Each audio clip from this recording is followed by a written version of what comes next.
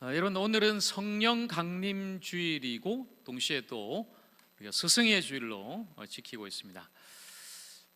제가 고민이 됐어요. 성령 강림 주일이라 또 성령에 대한 말씀을 또 전해야 되는데, 오늘은 또 스승의 주일이니까 또 우리 교사 선생님들을 위한 말씀도 또 동시에 또 전해야 되고 해서 이 두 가지를 어떻게 전할 수 있을까 고민했는데, 딱 이 두 가지가 이제 맞아 떨어지더라고요. 그게 바로 오늘 이제 제목이죠. 제목. 성령 강림 주일이니까 성령님, 그리고 스승의 주일이니까 누가 가르치신다고요? 성령이 가르치신다. 오늘 제목에 오늘 이 성령 강림 주일과 스승의 주일, 이 두 가지 주제의 내용이 다 담겨져 있어요. 자, 특별히 지금 이 시간도 우리 아이들을 가르치고 있는 우리 교사 선생님들을 또 기억하고 또 축복하면서 이 말씀을 좀 나누기를 원하는데요. 자, 유명한 미국의 이제 주일학교 교사가 한 분 계신데요. 자, 그분이 존 워너메이크라는 사람입니다.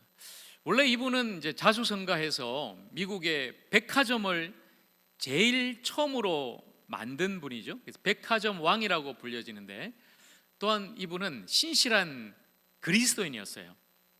그렇게 바쁘게 사업을 하면서도 꼭 주일에는 교회 가서 아이들을 가르쳤죠. 주일학교를 만들었습니다.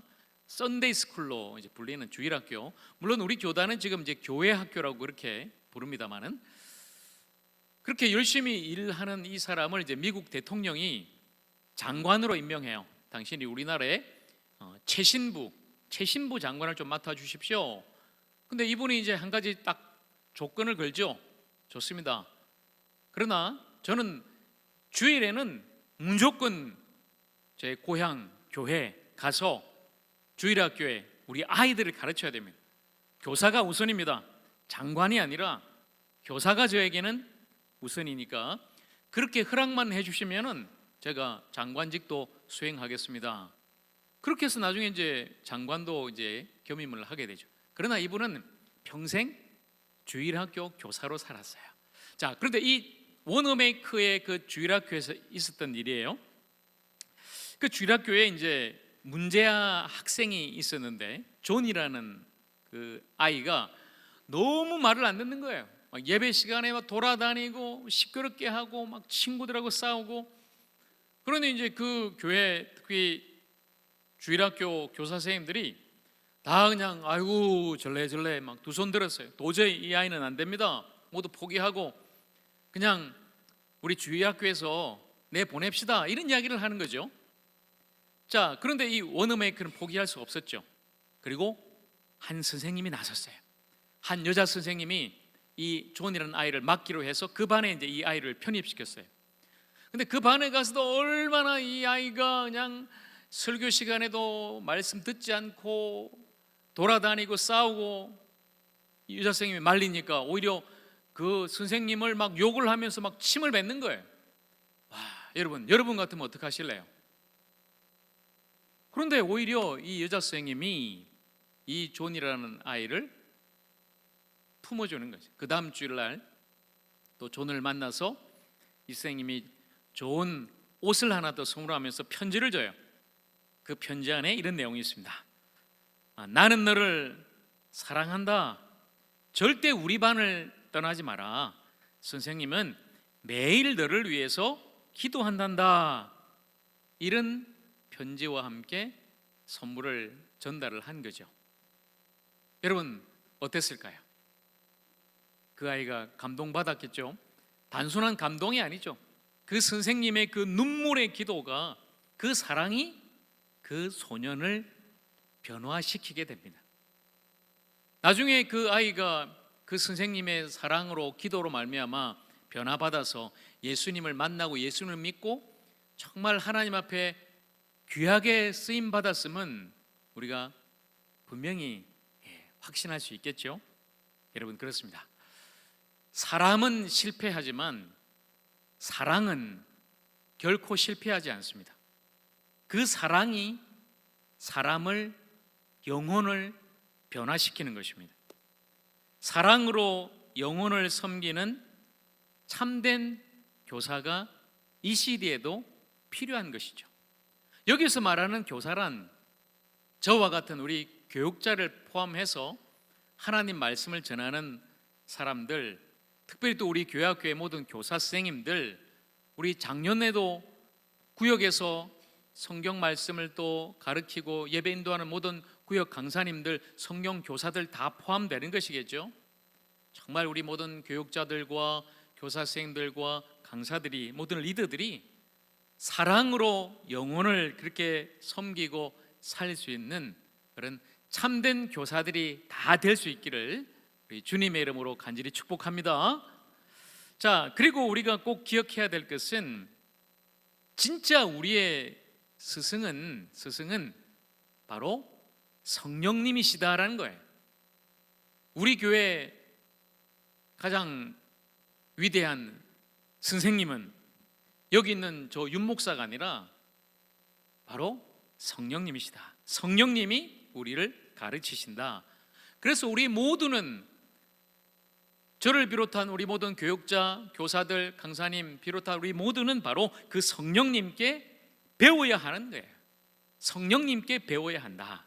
자, 오늘 그 말씀을 몇 구절로 제가 먼저 여러분께 좀 나누려고 그러는데요. 요한복음 14장 26절 말씀, 보혜사 곧 아버지께서 내 이름으로 보내실 성령, 그가 너희에게 모든 것을 가르치고 내가 너희에게 말한 모든 것을 생각나게 하리라.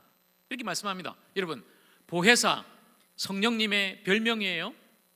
보혜사란 말은 내 곁에서 나를 보호하고 지키고 위로하고 인도하는 분이다, 이런 말이에요. 그러니까 성령님이 바로 우리에게 그런 분이라는 거죠. 그리고 무엇보다도 성령께서 우리에게 모든 것을 가르쳐 주신다. 성령님이 우리를 가르쳐 주시는 거예요. 무엇을요? 모든 것을요. 모든 것 안에 바로 모든 것 되시는 하나님, 하나님을 알게 하시고 하나님의 뜻을 알게 하시는 거예요. 누가요? 바로 성령님이 그렇게 하십니다. 자, 또한 그 성령님은 우리를 이렇게 가르쳐 주시는데요. 요한복음 16장 13절 말씀, 자, 이 말씀 우리 같이 읽겠습니다. 그러나 진리의 성령이 오시면 그가 너희를 모든 진리 가운데로 인도하시리니 그가 스스로 말하지 않고 오직 들은 것을 말하며 장래일을 너희에게 알리시리라. 아멘. 자, 여기 또 성령님의 또 다른 별명이죠. 진리의 영, 진리의 성령. 그러니까 성령님이 우리를 진리로 인도하신다는 거예요. 진리, 참됨, 바름, 바로 그것으로 우리를 인도해 주시는 분이 바로 성령님이다. 여러분, 인생 살아가면서 우리가 어떻게 살아야 될지, 무엇을 해야 될지 우리는 알 수 없어요. 그러나 성령께서, 우리의 진정한 스승이 되시는 성령께서 우리를 안내해 주신다는 거죠. 이 길이 바른 길이다, 생명의 길이다, 진리의 길이다, 구원의 길이다. 그 십자가의 길로 우리를 안내해 주시는 분이 바로 보혜사 성령님이다. 그리고 그 성령님이 우리에게 장래일을 알려주신다. 여러분, 혹시 내일 우리에게 무슨 일이 일어날지, 1년 뒤에, 10년 뒤에 나에게, 우리 가정에 무슨 일이 일어날지 알고 싶으세요? 많은 사람들은 그거 알고 싶어서 막 점을 치고 무당에게 찾아가고 그렇게 하지 않습니까? 그런데 오늘 성경에 보니까 성령님이 장래일을 우리에게 알려주신다. 내일 무슨 일이 일어날 거야, 이게 아니에요, 여러분. 바로 하나님의 뜻과 하나님의 계획을 우리에게 알려주신다는 거예요. 누가요? 누가? 성령님이요. 바로 하나님의 말씀을 통해서, 그리고 성령의 감동을 통해서 하나님의 뜻을 우리에게 알려주시는 분이 바로 우리의 스승 성령님이다, 이렇게 말씀합니다. 자, 또 한 가지가 있는데요. 요한복음 15장 26절 말씀입니다. 내가 아버지께로부터 너희에게 보낼 보혜사, 곧 아버지께로부터 나오시는 진리의 성령이 오실 때에 그가 나를 증언하실 것이요. 자, 보세요, 여러분. 예수님께서 이 말씀을 하시면서 보혜사, 그 진리의 영 성령님이 나를 증언할 거다. 성령님이 예수님을 증언하신다, 알려주신다, 깨닫게 하신다, 믿게 하신다는 거예요. 그러니까 오늘 이 시간에 제가 설교를 하지만 진짜 설교를 하시는 분은 누구십니까? 성령님이에요. 성령님이 부족한 저를 통해 이 시간에 하나님 말씀으로 여러분에게 가르치신다는 거예요. 바로 누구를 알게 하신다? 누구를요? 예수님을요. 예수님을 증언하는 분이 성령님 아니십니까? 그러니 오늘 이 시간에 성령께서 여러분에게 예수님을 알게 하시는 거예요. 그러니 여러분은 이 시간에 마음은 활짝 열고 그냥 딴 생각하지 마시고 성령님께 집중하셔서 성령께서 여러분에게 가르쳐 주시는 이 말씀을 통해서 진정한 진리, 바로 예수 그리스도를 이 시간 듣고 또 알고 그분을 영접하고 그분을 믿고 구원받는 그런 놀라운 역사가 바로 오늘 이 시간 여러분 모두에게 있어지기를 간절히 축복합니다. 바로 여러분, 이렇게 우리의 진정한 교사 되시는 성령께서 우리에게 가르쳐 주시고 또 우리를 인도하시고 무엇보다도 예수님을 우리에게 알게 하시며 예수님을 믿게 하신다는 거죠. 그분이 바로 성령님이다. 자, 그래서 오늘 저를 비롯한 우리 모든 교육자들, 목회자들, 또 우리 교회 교사들, 또 우리 말씀을 가르치는 성경 교사와 모든 구역 강사님들은 성령님께 배우고 성령님께 또 가르침 받아서 이제 예수님을 전해야 된다는 거예요. 무엇보다도 사랑으로 가르쳐야 된다. 자, 우리가 꼭 기억해야 하겠습니다. 자, 반면에 여러분, 이제 가르침을 받는 사람 입장에서는 어떨까요? 가르침을 받는 우리 학생들, 그리고 이 시간 설교를 듣고 말씀을 듣는 성도 여러분들 어떻게 해야 됩니까? 말씀을 전하는 우리 모든 교육자, 목회자들, 그리고 교사 선생님들을 어떻게 대해야 될까? 자, 여기에 대해서 오늘 사도 바울이 우리에게 들려주는 말씀이에요. 자, 갈라디아서 6장 6절 말씀입니다. 같이 읽습니다. 가르침을 받는 자는 말씀을 가르치는 자와 모든 좋은 것을 함께 하라. 아멘. 야, 시원해요. 시원해. 왜냐하면 제가 제 입으로 할 수 없는 걸 지금 사도 바울 선생님이 이 말씀을 통해서 딱 전해주니까, 왜냐하면 이 말씀의 원래 뜻이 말씀을 잘 전하고 복음을 전하고 설교하고 섬기는 그런 성경 교사들, 저와 같은 목회자와 교사 선생님들, 그 가르침을 받는 배우는 성도들이 정말 잘 섬겨야 된다는 걸 이렇게 말씀하거든요. 근데 제가 제 입으로 목사한테 잘하세요 그런 말을 어떻게 하겠어요?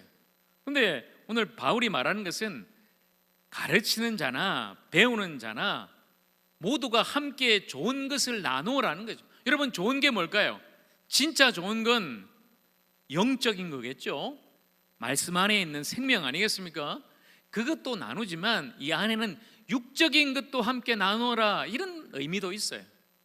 그러니 아까 여러분 제가 처음에 소개했던 그 교사 선생님, 워너메이커나 교사 선생님뿐만 아니라 우리 모든 교육자 교사들은 정말 사랑으로 한 영혼 한 영혼, 한 성도 한 성도 잘 말씀을 가르치고 전해야 할 것이며, 그 말씀을 듣고 배움을 받는 성도들은 정말 전하는 우리 교육자들과 교사 선생님들을 사랑으로 세워주고 인정하고 존경하면서 함께 나누라는 거죠. 함께 나누라, 함께 섬겨 나가라.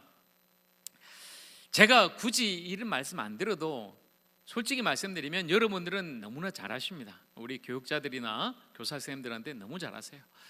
참 부족해도 우리 성도님들 얼마나 육적인 섬김도 잘하시는지, 뭐 때만 되면 찾아오셔서 목사님 이거 밭에서 수확했는데 첫 열매인데 좀 드셔보세요.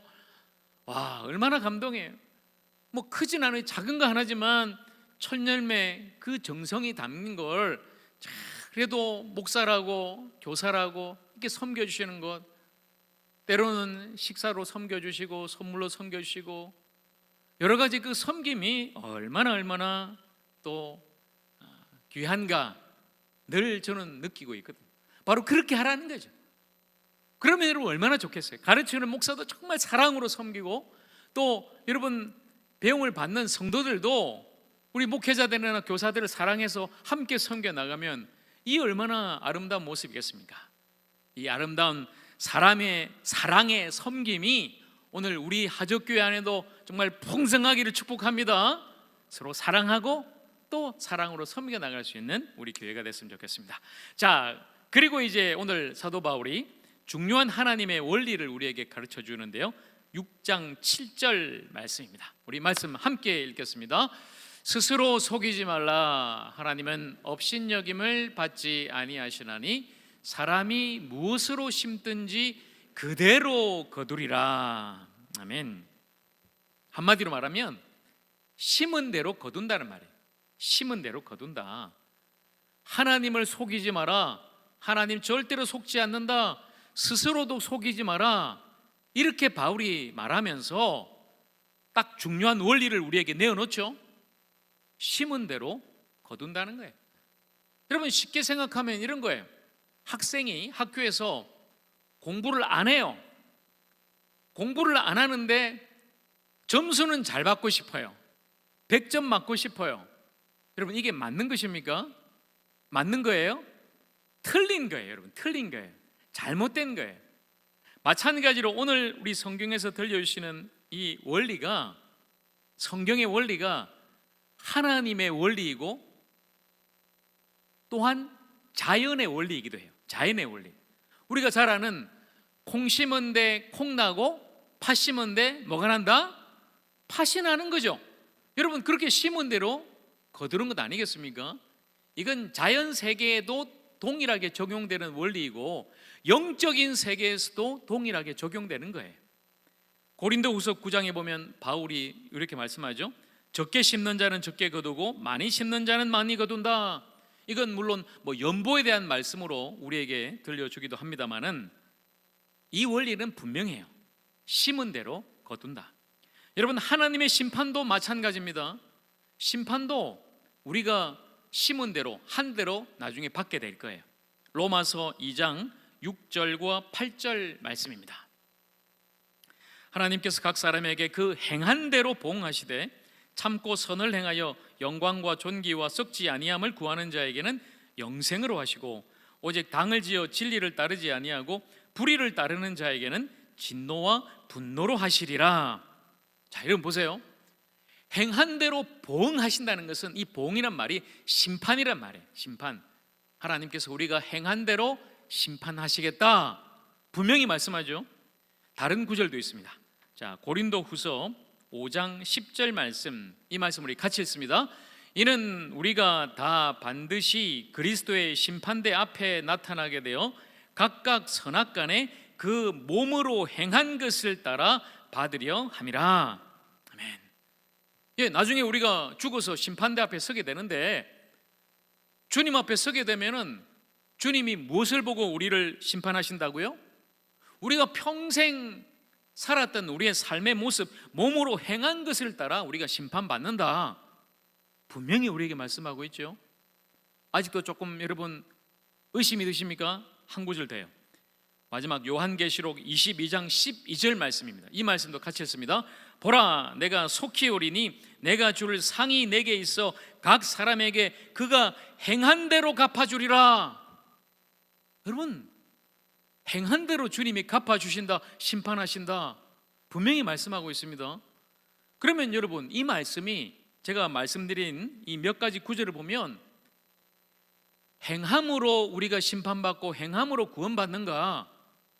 여태 우리가 계속해서 말씀 들었고 제가 계속 로마서 강해를 통해 그리고 구원론을 통해서 강조했던 은혜의 원리와 지금 이 원리가 심은 대로 거둔다, 행한 대로 심판받는다가 뭔가 맞질 않고 상충되는 것 같지 않으세요? 뭔가 이상합니다.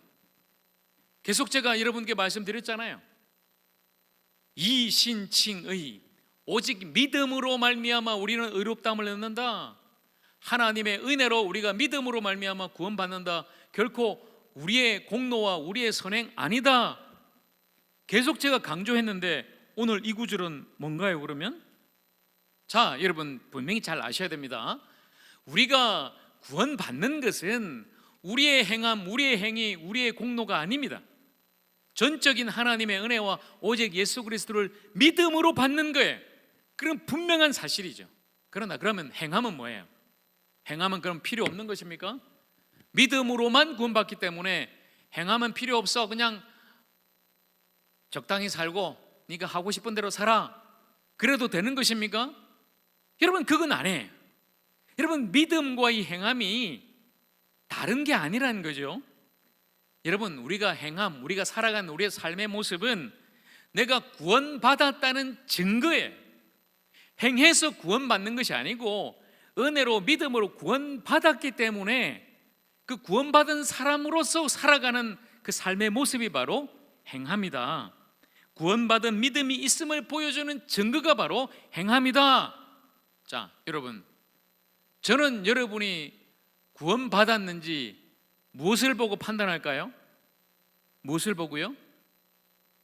여러분의 삶을 보면 됩니다. 여러분이 진짜 구원받은 성도라면은 여러분은 구원받은 성도답게 살 거예요.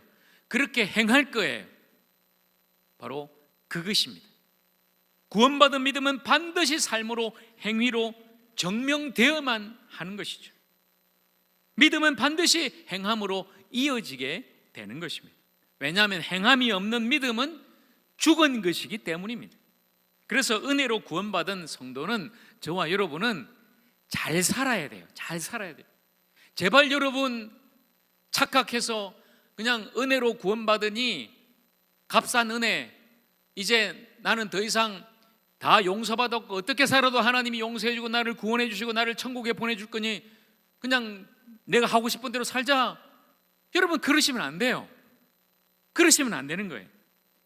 정말 우리가 은혜로 구원받았기 때문에 그 은혜가 너무나 귀하고 주님이 그 피값으로 우리를 용서하고 또 살려주시고 생명 주시기 때문에 이제 우리는 세상 사람들과는 다르게 구별되게 거룩한 성도로 정말 잘 살아야 되지 않겠습니까?